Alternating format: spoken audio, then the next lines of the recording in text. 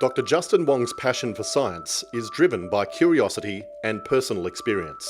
I am always passionate about cancer research, having witnessed many family members and friends who have suffered from this devastating disease. His discoveries about programming DNA have taken years to get to this point, but they have opened up new possibilities for treating cancer and other genetic diseases. To predict survival in cancer patients, as well as understanding whether or not we can apply what we've found to understand response to chemotherapeutic drugs in cancer patients. Our DNA stores genetic information like an encyclopedia, and genes are like paragraphs.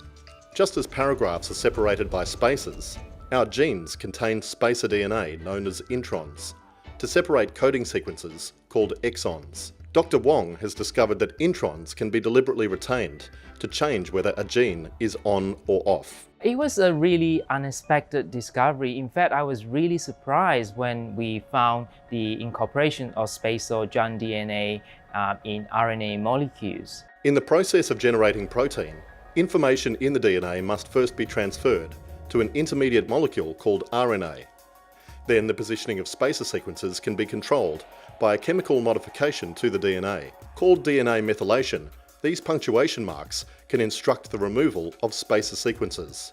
Or without the punctuation marks, spacer sequences can be kept. These chemical modifications are like punctuation marks, they're like commas and full stops. So if we don't put these punctuation marks at the right place, often we change the meanings of the sentences, or sometimes the sentences just doesn't make sense anymore. Dr. Wong has been awarded the Ruth Gani Medal, but he is keen to share the recognition.